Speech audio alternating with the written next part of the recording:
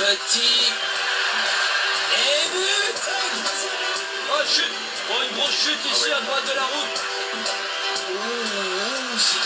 Oh non, pas ça. Pas aujourd'hui, pas maintenant, pas après tout ce que tu as fait. Allez, Chapuis, comme un gros, comme un Allez, il peut le faire, allez. Il va le faire, il va le faire. Il va faire voir tranquille au championnat du monde de Paris. Oh, il attaque le meilleur. Je crois qu'après avoir vu ça, on peut mourir tranquille. Enfin, le plus tard possible, mais on peut.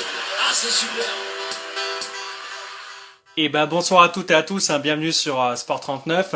J'espère que vous avez passé une excellente semaine et un bon week-end bien sportif.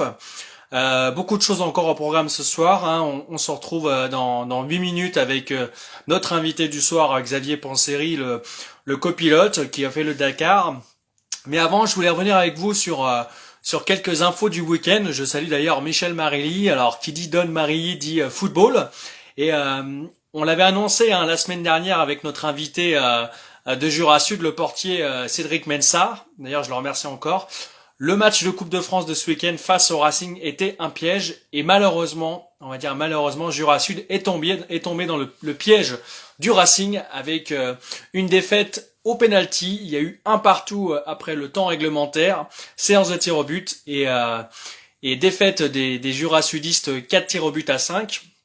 Une défaite d'ailleurs d'autant plus rageante que Jura Sud avait la balle de match avec son attaquant Mbui.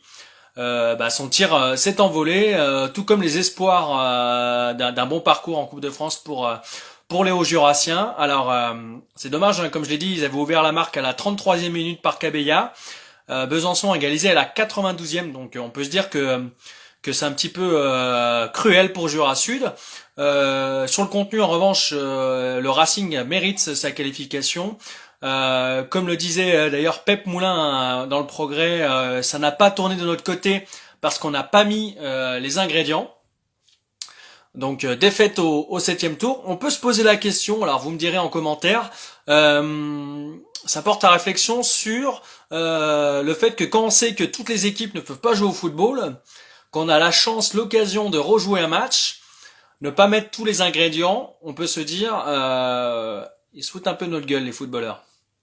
Voilà. En tout cas, moi, c'est ce que je pense quand on a la chance de pouvoir faire un match de foot. Je pense surtout à vous, les amateurs aussi, et que on met pas tous les ingrédients dans un match. Là, je me pose vraiment la question.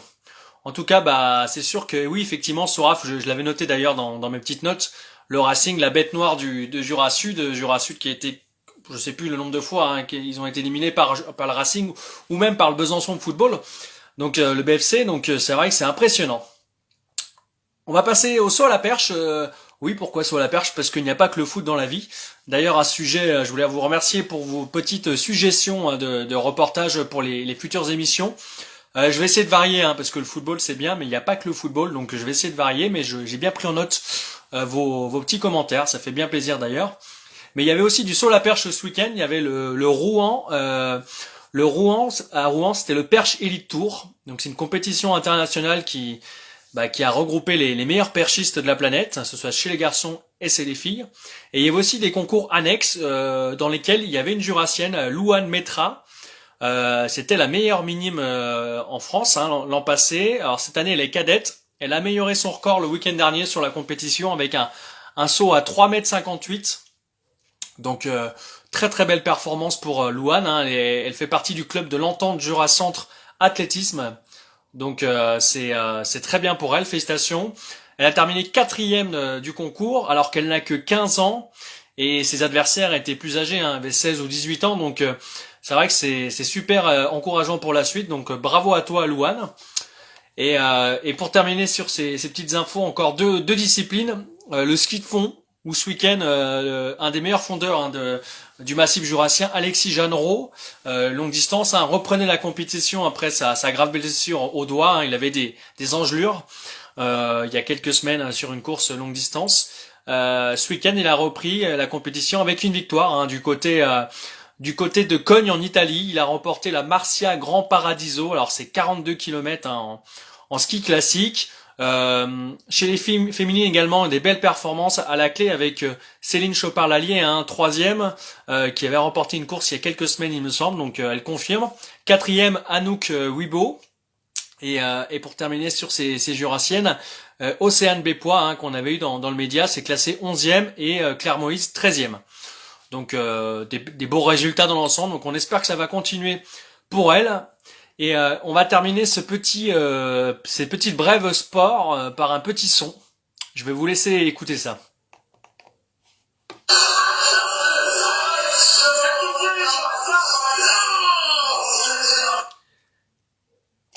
Salut jeune, salut January. Certifié jurassien, pourquoi je dis certifié jurassien? On parle de combiné nordique. Et ce soir, j'avais envie de mettre à l'honneur, toujours le même d'ailleurs, Laurent Multaler, notre jurassien qui fait du combiné nordique, donc saut à ski et ski de fond. Ce week-end, le jurassien a réalisé la meilleure performance de sa carrière en Coupe du Monde en Allemagne, c'était du côté de Klingenthal. Il a réalisé un top 10, il a terminé 7e de l'épreuve de samedi. Il avait fait un saut démentiel à la mesure de ce qu'il faisait ces derniers temps avec un 138 mètres. Il était 3e avant le ski de fond et il a réussi à tenir, hein, même à jouer devant pendant 6-7 km avec les cadors et il décroche une magnifique 7e place. Il était accompagné d'ailleurs sur ce week-end, hein, par Gaël Blondon, l'autre jurassien qui a fait 37e le samedi et 35 le dimanche. Alors c'était un peu plus dur pour Laurent Multaler le dimanche, hein. Le saut était moins bon et du coup il a terminé 29e, pardon, j'ai des bêtises, 29e le dimanche, donc il reste dans les points. En tout cas, il prend de la confiance pour la suite et notamment les championnats du monde qui vont vite arriver. Je salue d'ailleurs Simon et Baptiste, hein, qui nous suivent. Et la petite histoire qui était sympa, c'est que Laurent Multaler ce matin au réveil, il a eu droit à son petit contrôle antidopage. Pour bien vérifier d'ailleurs que sa performance de samedi était propre. En tout cas, je pense, on verra les résultats, hein, ce contrôle antidopage. On croise les doigts pour que ça soit bon. En tout cas, bravo encore à toi Mumu pour cette performance. Et maintenant, on va recevoir notre invité de la soirée.